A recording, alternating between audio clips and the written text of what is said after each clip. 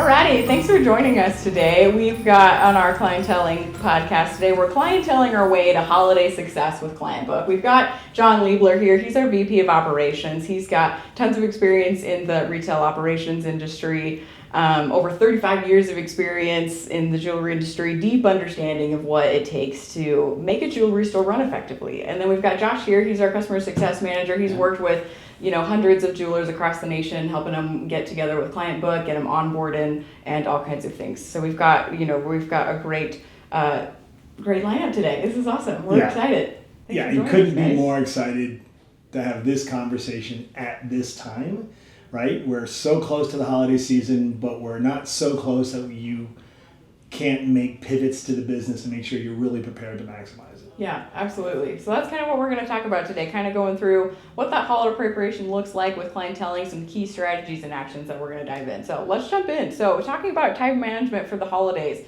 prioritizing planning now so you can succeed later. What does that look like? Yeah.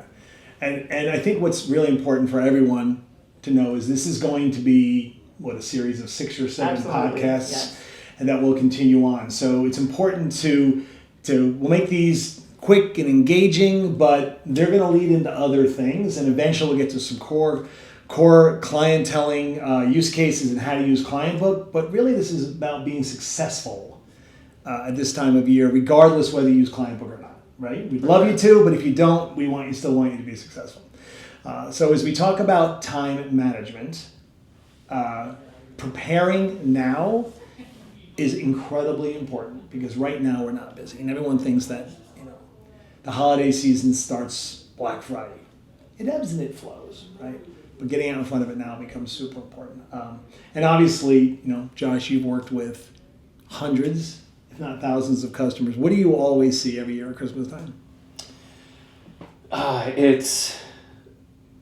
Chaos. It's organized chaos. That's how I like to describe it, right? It's very much. It's fun and it's engaging and it's exciting. And then for us and our customer success team, now is the proper time to make sure you're set up for success. Yes. But if you don't have the right tools, or if you don't have the right plan in place in preparation for the busyness, it's just chaos, right? That's why I like organized chaos a little bit more. Yeah. Is the best way to describe it. But it's fun and it's exciting, and I love seeing people thrive during this time of year. And obviously, if you take a little bit of time now, and you make a plan, you will be less stressed. Your teams will be less stressed. You'll definitely give your customers a much better experience. Nobody wants to walk in the store at Christmas time. They're already angry. Let's be honest. Yep. You walk in at Christmas time like you're ready for a fight, and the thing's not there. We want to make their lives perfect.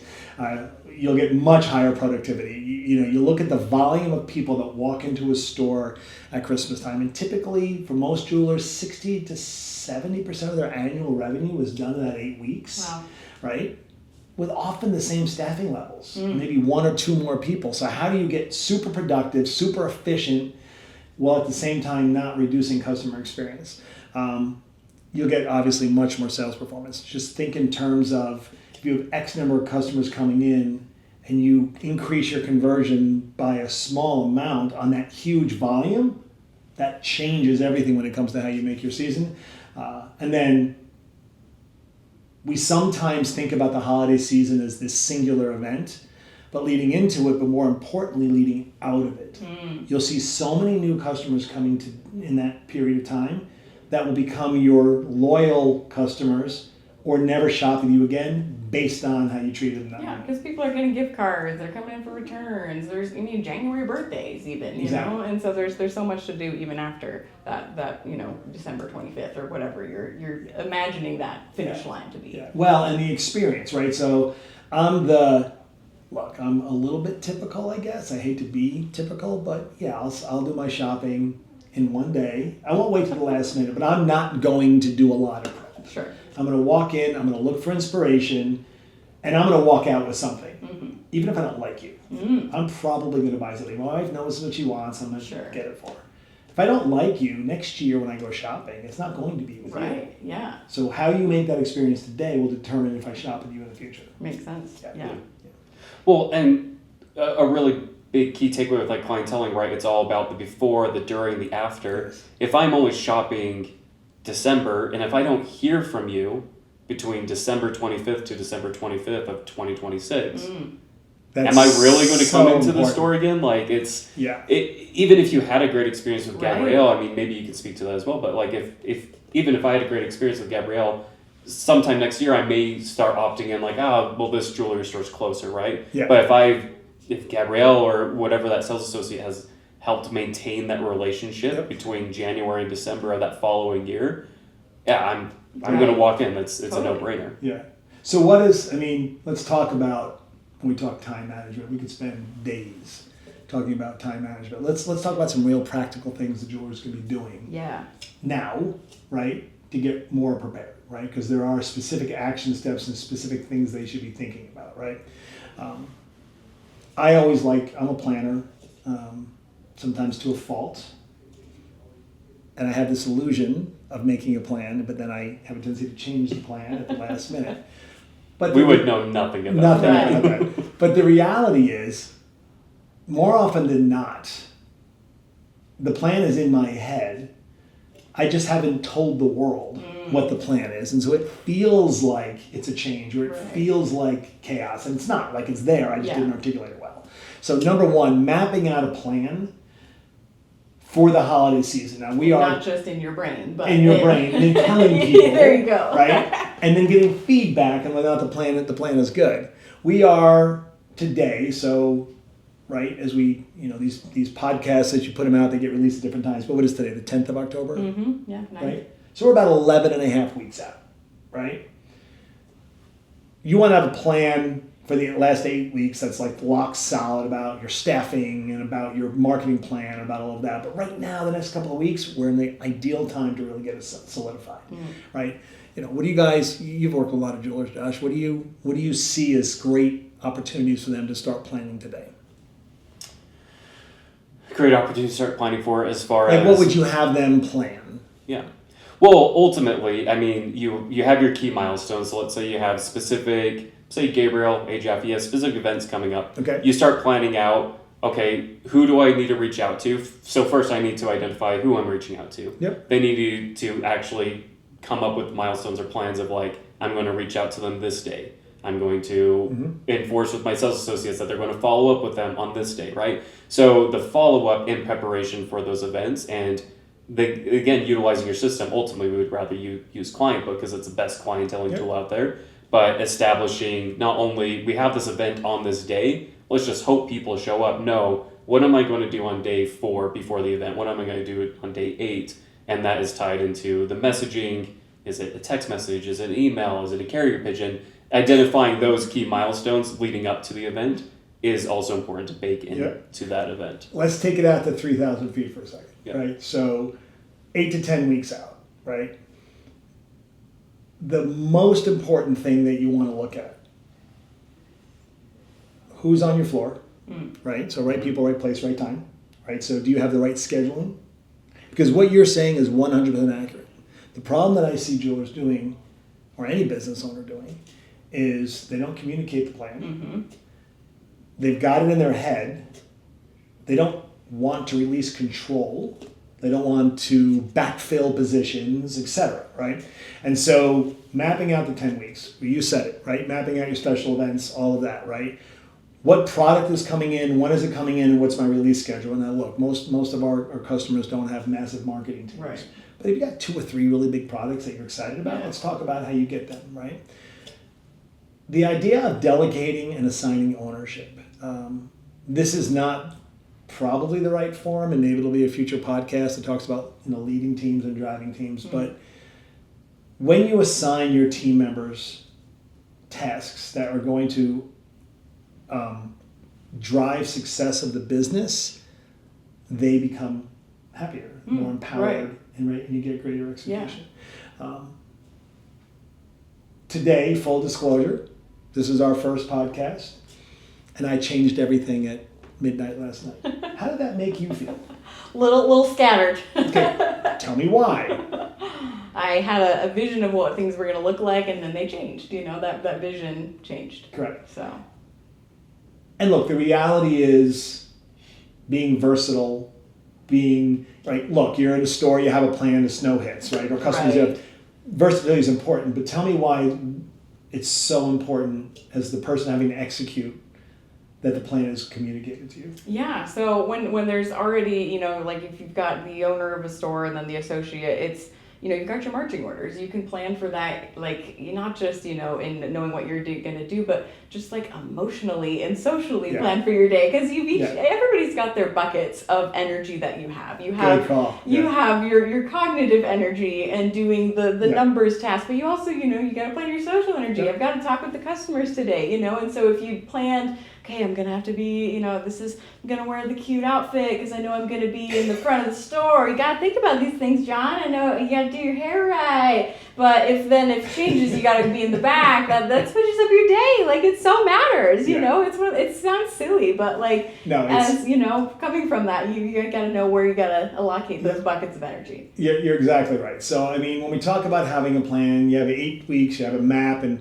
we're going to, in I think episode 4 or 5, get into specific action steps that everyone should be taking. But smart scheduling starts today, right? And it's not just staffing, it's actually looking at what does that schedule look like, right? Making sure people are on vacation, not on vacation. Right. Scheduling to the store needs, not to the individual's needs. I know sometimes that can be controversial, but doing it that way. Communicating the plan, right?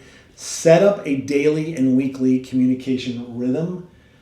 Be transparent. Teams will always feel better when you tell them what's going on, right? The other thing that I think is super important on a day-to-day basis, if you have a morning huddle, you sort of a midday pulse, we used to call it, and a close a day. Yeah. What went well? Could we have improved on, right? Yeah. Those things will keep the team very involved, very comfortable, and then delegate. And what's the most important thing that I struggle with after you delegate? You must also what? Follow up. Trust. Sure. Trust. That too. Follow up is great, but yes, I love empowering teams. I have a tendency to empower and then swoop in and change.